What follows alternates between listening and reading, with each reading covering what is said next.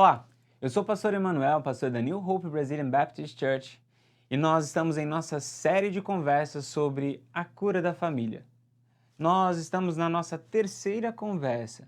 Nós já falamos sobre a nossa responsabilidade de reconhecer o problema e pedir ajuda, falamos sobre a importância de crer na cura da família pelo poder de Deus, e agora nós vamos falar sobre a importância do cuidado. Nós estamos refletindo baseado na história da família de Jairo. Se você perdeu os programas anteriores, eu quero incentivar você a ir aqui no nosso programa, procurar aqui no YouTube os programas anteriores para você acompanhar toda essa nossa conversa. Mas, apenas para fazer um resumo para a gente continuar a nossa reflexão, nós estamos olhando para o texto da família de Jairo. Jairo era o chefe da sinagoga, sua filha estava enferma, ela estava à beira da morte, ele vai até Jesus, se prostra, pede ajuda. Depois, no meio do caminho, chega a mensagem direto da casa dele dizendo que a filha dele já havia morrido, que não era para ele mais perturbar o mestre. O Senhor Jesus diz para ele: não tenha medo, apenas creia e a tua filha será curada. Paramos neste ponto. Dessas ações, nós conseguimos identificar como Jairo sabia do problema e como isso fez com que ele se prostrasse e pedisse ajuda para Jesus. Vimos na segunda mensagem, neste diálogo que acontece entre Jesus e Jairo, Jairo e o mensageiro, a realidade que às vezes na nossa jornada de cura da família chegam para nós mensageiros de morte, que podem ser tanto pessoas quanto pensamentos, dizendo não tem mais jeito. Mas diante dessas falas temos que colocar a palavra do Senhor Jesus acima de tudo isso. E ao invés de crer nos mensageiros de morte, crer no mensageiro da vida, que é Jesus, na palavra de Deus. Bom, aqui está o resumo das nossas conversas anteriores. Nós vamos agora para a última conversa, onde nós vamos falar sobre a importância do cuidado. Bom, o que acontece nessa história é que depois de Jesus dizer para Jairo que ele apenas precisava não ter medo, crer que Jesus iria fazer um milagre, Jesus chega na casa de Jairo. E ao chegar na casa de Jairo, Jesus de fato faz um milagre. E veja que interessante o que acontece logo depois do milagre. Vamos ler o verso 54 e 55. E depois o 56. Mas ele, Jesus, tomou pela mão e disse: Menina, levante-se. O espírito dela voltou e ela se levantou imediatamente. Então Jesus lhes ordenou que lhe dessem de comer. Os pais dela ficaram maravilhados. Veja, aqui nós temos algumas coisas interessantes. Nós temos o poder da palavra de Deus entrando em ação, trazendo vida para aquela menina, mas a história não para por aí. O Senhor vira para aqueles pais e diz: olha, agora dê a ela o que comer. É interessante aqui porque nós conseguimos ver o Senhor dando responsabilidade aos pais, dizendo: eu dei a vida, eu fiz o milagre da vida e a vocês agora cabe dar a ela de comer. Eu ouso dizer que se depois de Jesus fazer o milagre, os pais não tivessem cumprido a sua responsabilidade de dar de comer, seria uma questão de tempo, a menina morreria novamente. E não falo isso por motivos espirituais, mas falo isso por motivos físicos, biológicos, porque nós precisamos de alimento para sobreviver. Se os pais não tivessem cumprido a sua responsabilidade, a filha voltaria a morrer, mesmo Jesus tendo feito um grande milagre. A pergunta que vem para nós é: por que Jesus coloca este texto, este versículo aqui na conversa? Porque ele inspira Lucas para deixar registrado essa ordem que ele dá aos pais. Porque, afinal de contas, não era ele o centro de toda a atenção com relação ao milagre, não era para ele que os holofotes deveriam estar virados, mas porque nesta parte do texto ele fala: ei, vocês têm uma parte nisso. Prepare a janta para ela, dê a ela o que comer. Por que Jesus faz isso? Seria porque ele não teria como alimentar aquela menina? Não é por isso.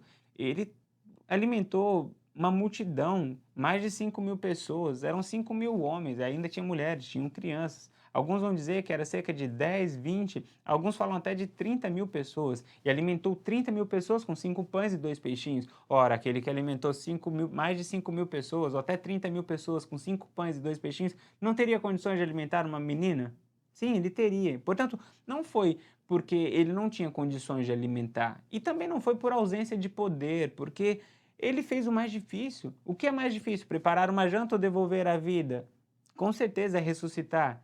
Portanto, não foi a ausência de poder e muito menos a incapacidade ou a ausência de recursos para alimentar aquela menina. Não foi por isso. A pergunta então é por quê? Porque já que Jesus ressuscitou a menina, por que já não ressuscitou com o estômago cheio? Eu acredito que o motivo pelo qual ele não fez isso é para nos deixar uma lição. A lição que Jesus nos deixa por meio deste versículo é que ele não faz nada do que é nossa responsabilidade para fazer. Aquilo que nós temos de fazer, ele não fará por nós. Isso é para nós uma grande alerta sobre a nossa responsabilidade dentro da nossa casa. Eu creio que sim, o Senhor já está fazendo milagres na tua casa, no teu casamento, na vida dos teus filhos.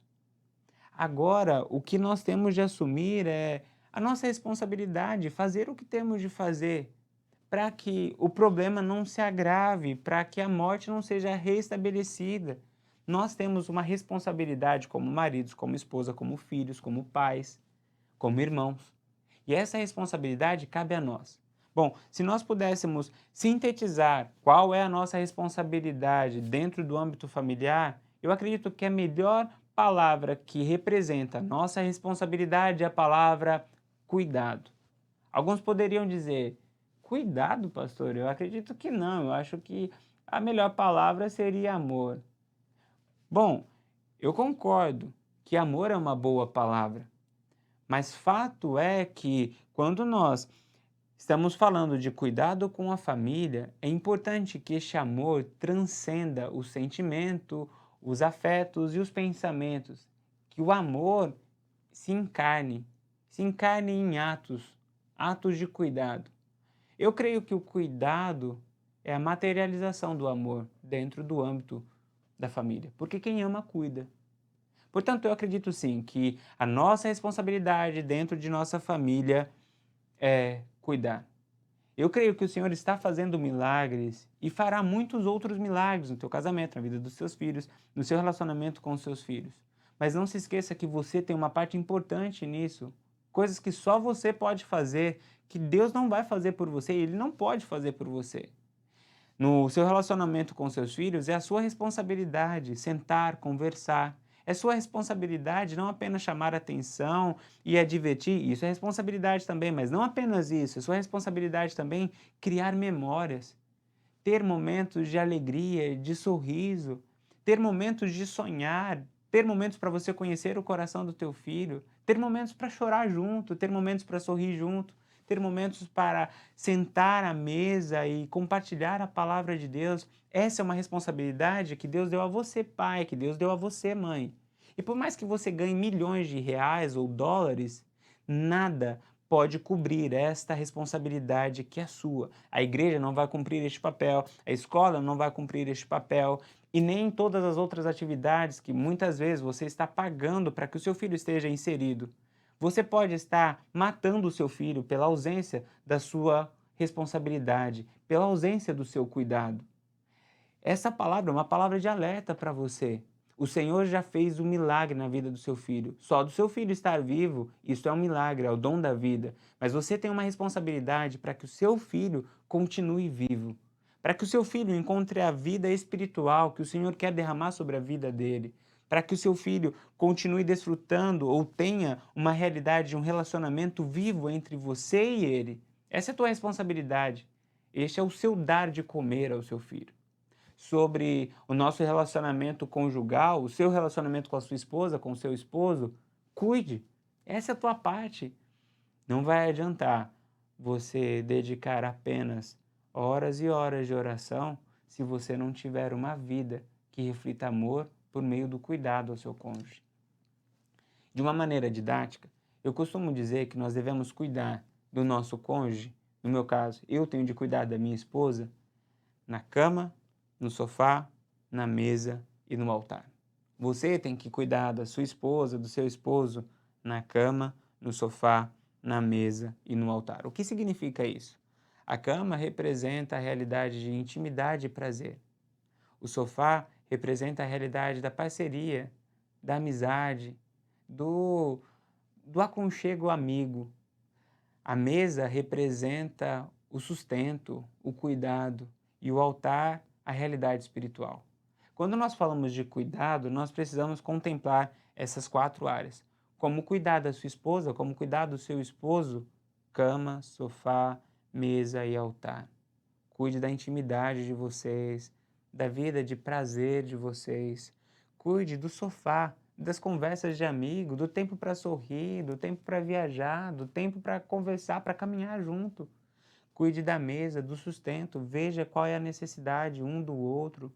Supra, trabalhe para que não apenas os seus sonhos sejam realizados, mas para que os dois sonhem juntos e realizem os seus sonhos juntos, para que não falte nada um para o outro. Cuide não apenas dessas 3 áreas que são físicas, sentimentais, relacionais, mas não se esqueça de cuidar do altar, de orar pelo seu marido, mas também de abrir a Bíblia e vocês conversarem sobre a Bíblia, conversarem sobre Deus, de vocês motivarem um ao outro para estar na presença de Deus, de vocês serem bênção e o reflexo de Cristo dentro da casa de vocês. Quando ele estiver desanimado, que você seja a mão da amiga de Deus para levantá-lo. Quando ela estiver desanimada, que você seja a voz de Deus para animá-la, para levantá-la. Que você represente Cristo dentro da sua casa. Cama, sofá, mesa e altar. Cuidado. Quando nós falamos sobre a cura da família, sim, cura da família é uma realidade possível para a sua família. Mas você precisa reconhecer o problema e pedir ajuda, você precisa crer e você precisa cuidar. Seguindo essa jornada, esse caminho que Jairo seguiu, eu creio que assim como a história de Jairo, que começou com lágrimas, choro e desespero, mas que terminou com alegria, vida, e o texto diz que eles ficaram maravilhados e admiração, eu acredito que essa mesma história pode se repetir na sua história e na sua vida. Sabe por quê? Porque essas histórias aqui não são apenas relatos do passado. Além de ser relatos do passado, elas são para nós exemplos daquilo que Deus pode fazer na minha e na sua vida. Porque estes personagens morreram todos eles, exceto aquele que fez tudo isso, Jesus Cristo. Jairo morreu, depois a sua filha morreu, a família de Jairo deixou de existir, como pessoas normais, mortais, todos eles morreram. Mas aquele que realizou esses milagres na vida de Jairo e de sua família, ele ainda está vivo. O Deus que cura a família não morreu. Este nosso Deus, Jesus Cristo, pode e quer curar a sua família. Apenas creia. Que Deus te abençoe.